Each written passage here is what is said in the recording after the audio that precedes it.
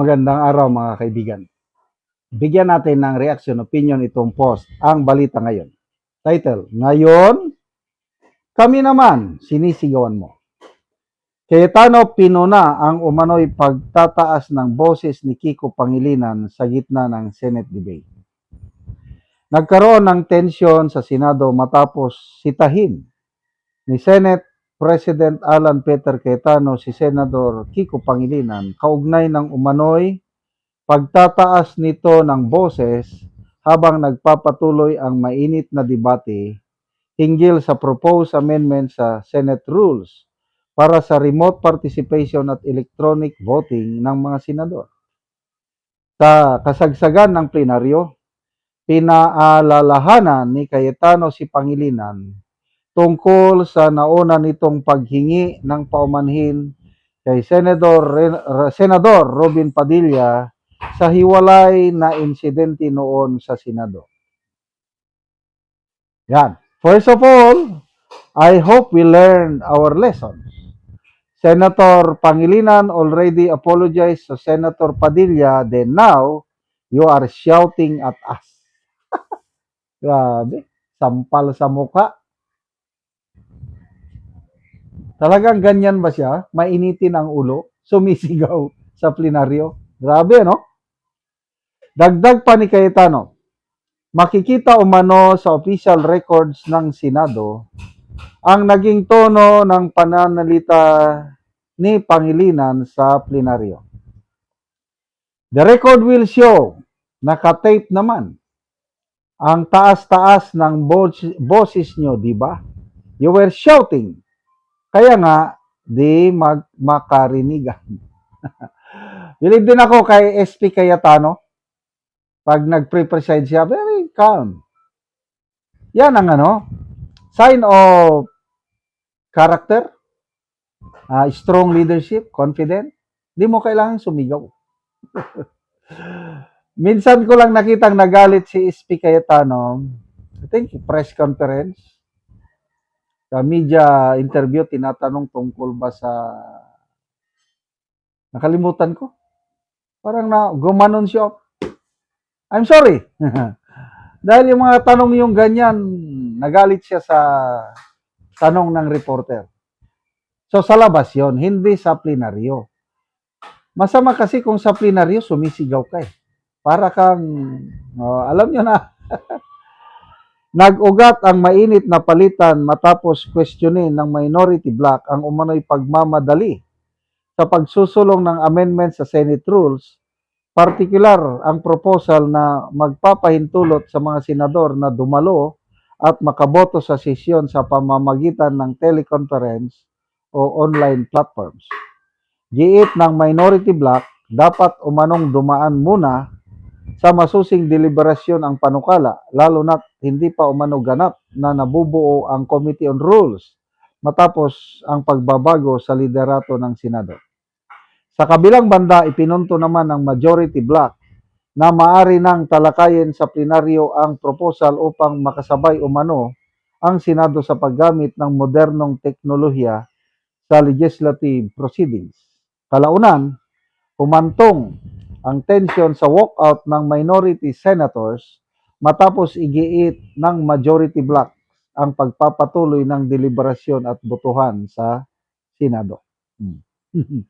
So, parang hindi taos-puso yung paghingi niya ng paumanhin kay Senator Robin Padilla. Kailan ba yun? Just after the kudita noong May 11, yung mga sumunod na araw, talagang klarong sumisigaw.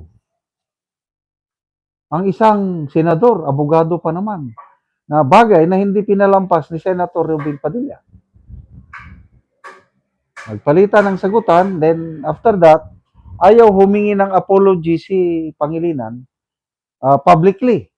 Kailang, parang nung sila lang daw, parang gusto niyang makipagbati kay Padilla.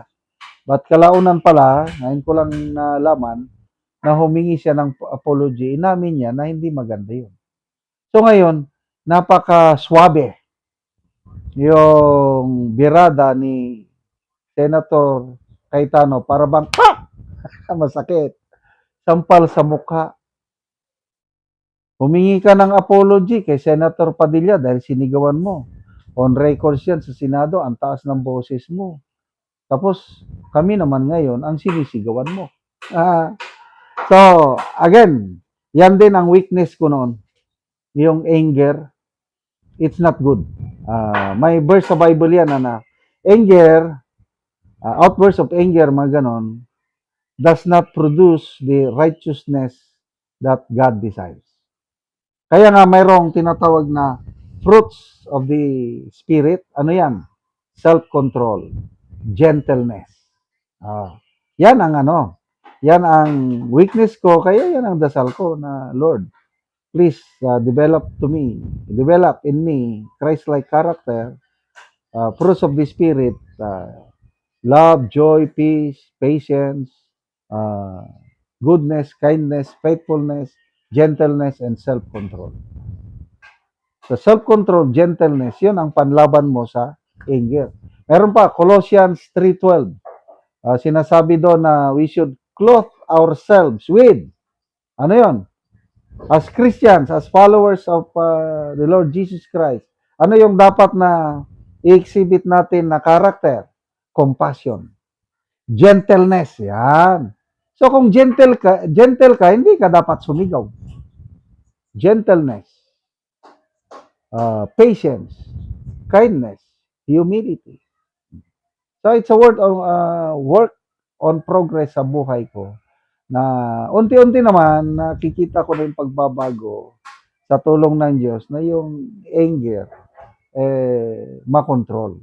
Kasi pag pwede naman yung magalit, hindi ibig sabihin ang Panginoong Hesus nagalit nga nung doon sa temple, nagalit siya sa mga nagtitinda sa temple, binalintong o inano niya yung mga nagtitinda doon. That's righteous anger ng Panginoon. Kaya pwede tayong magalit, kailang dapat yung control, depende sa kailang yung anger daw natin, huwag nating pabayaan na the sun sets, matutulog ka na lang sa gabi, nandun pa rin yung anger mo. Dapat, lalo na, away mag-asawa, anger, dapat, forgive and forget, matulog sa gabi, peaceful na ang relasyon ng mag-asawa. Salamat mga kaibigan sa inyong pagsubaybay sa channel nito. Nakakatulong kayo ng malaki sa tribong Talanding ng Bukidnon dahil ang sweldo natin sa channel na ito is pantulong sa tribo. Namimigay tayo ng libreng yero at pako para makapagpatayo naman itong tribong ito ng mas maayos nilang tirahan. Panoorin niyo ang video na ito. Anak ko sa balay sa natagaan na Mogero. So muuna ni ang ilang atop. Sako lang gyud in town, apan ang ngero nga naa sa babaw, buslot na gyud mo nga sako na lang ang ilang giatop. So luoy gyud kayo ang ilang pagpuyo, mga sako lang nga gisumpay-sumpay. Kay buslot naman ang ngero. So muna ni ang ilang pagpuyo. So diri na sila magigda.